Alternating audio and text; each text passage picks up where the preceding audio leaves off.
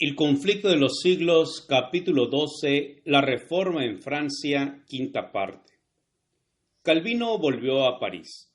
No podía abandonar la esperanza de que Francia como nación aceptase la reforma, pero halló cerradas casi todas las puertas. Predicar el Evangelio era ir directamente a la hoguera, y resolvió finalmente partir para Alemania. Apenas había salido de Francia cuando estalló un movimiento contra los protestantes que de seguro le hubiera envuelto en la ruina general si se hubiese quedado.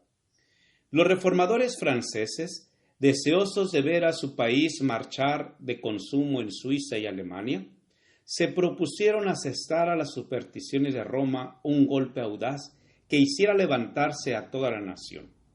Con este fin, en una misma noche y en toda Francia, se fijaron carteles que atacaban la misa. En lugar de ayudar a la reforma, este movimiento, inspirado por el celo más que por el buen juicio, reportó un fracaso no solo para sus propagadores, sino también para los amigos de la fe reformada por todo el país. Dio a los romanistas lo que tanto habían deseado, una coyuntura de la cual sacar partido para pedir que se concluyera por completo con los herejes a quienes tacharon de perturbadores peligrosos para la estabilidad del trono y la paz de la nación. Una mano secreta, la de algún amigo indiscreto o la de algún astuto enemigo, pues nunca quedó aclarado el asunto, fijó uno de los carteles en la puerta de la cámara particular del rey. El monarca se horrorizó. En ese papel se atacaba con acritud supersticiones que por siglos habían sido veneradas. La ira del rey se encendió por el atrevimiento sin igual de los que introdujeron hasta su real presencia aquellos escritos tan claros y precisos. En su asombro quedó el rey por algún tiempo tembloroso y sin articular palabra alguna. Luego dio rienda suelta a su enojo en estas terribles palabras: préndase a todos los sospechosos de herejía luterana. Quiero exterminarlos a todos. La suerte estaba echada. El rey resolvió pasarse por completo al lado de Roma. Se tomaron medidas para arrestar a todos los luteranos que se hallasen en París.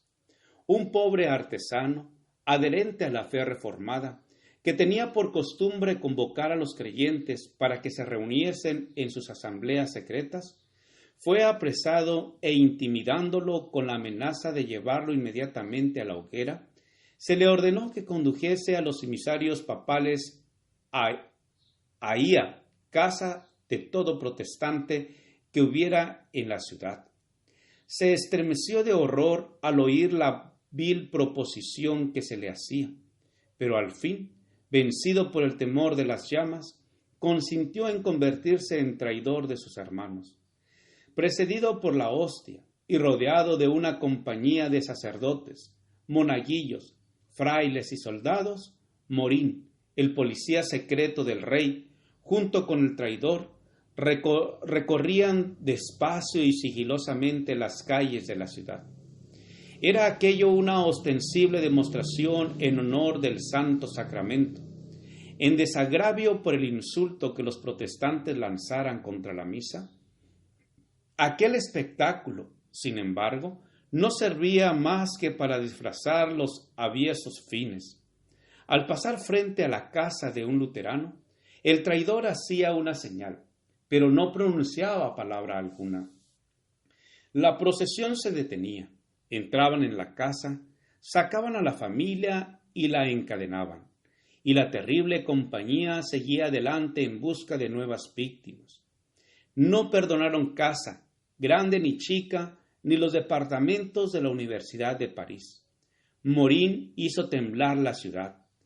Era el reinado del terror.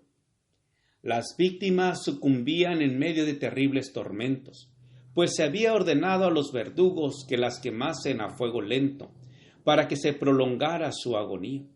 Pero morían como vencedores, no menguaba su fe, ni desmayaba su confianza.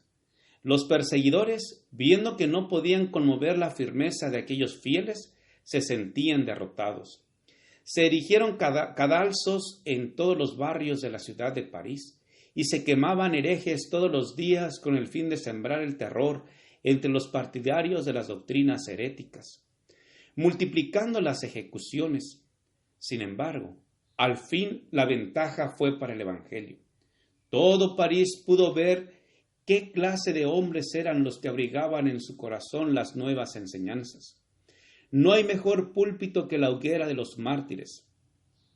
El gozo sereno que iluminaban los rostros de aquellos hombres cuando se les conducía al lugar de la ejecución, su heroísmo cuando eran envueltos por las llamas, su mansedumbre para perdonar las injurias, cambiaba no pocas veces el enojo en lástima, el odio en amor, y hablaba con irresistible elocuencia en pro del Evangelio. Con el fin de atizar aún más la furia del pueblo, los sacerdotes hicieron circular las más terribles calumnias contra los protestantes. Los culpaban de querer asesinar a los católicos, derribar al gobierno y matar al rey.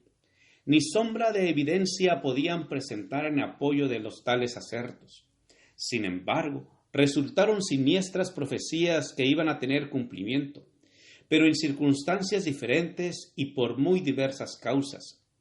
Las crueldades de los católicos infligieron a los inocentes protestantes, acumularon en su contra la debida retribución. Y en siglos posteriores se verificó el juicio que habían predicho que sobrevendría sobre el rey, sobre los súbditos y sobre el gobierno, pero dicho juicio se debió a los incrédulos y a los mismos papistas. No fue por el establecimiento, sino por la supresión del protestantismo, por lo que 3 siglos más tarde habían de venir sobre Francia tan espantosas calamidades. Todas las clases sociales se encontraban ahora presa de la sospecha, la desconfianza y el terror. En medio de la alarma general se notó cuán profundamente se habían arraigado las enseñanzas luteranas en las mentes de los hombres que más se distinguían por su brillante educación, su influencia y la superioridad de su carácter. Los puestos más honrosos y de más confianza quedaron de repente vacantes. Desaparecieron artesanos, impresores, literatos, catedráticos de las universidades, autores y hasta cortesanos.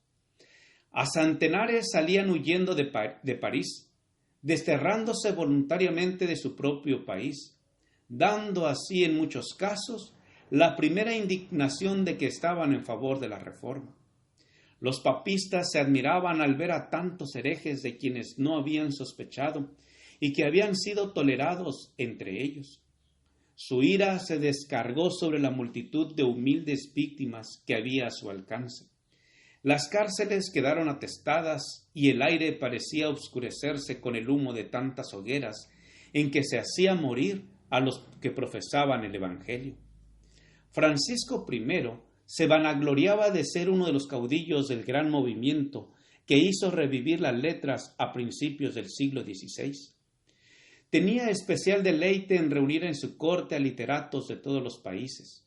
A su empeño de saber y al desprecio que le inspiraba la ignorancia y la superstición de los frailes se debía, siquiera en parte, el grado de tolerancia que había concedido a los reformadores. Pero en su celo por aniquilar la herejía, este reformador del saber expidió un edicto declarando abolida la imprenta en toda Francia. Francisco I ofrece uno de los muchos ejemplos conocidos de cómo la cultura intelectual no es una salvaguardia contra la persecución y la intolerancia religiosa. Gracias por escuchar este audio. Te invito a escuchar el siguiente capítulo. Jehová te bendiga y te guarde. Jehová haga resplandecer su rostro sobre ti y tenga de ti misericordia. Jehová alce sobre ti su rostro y ponga en ti paz. Con aprecio, el pastor Juan Manuel Flores Espinosa.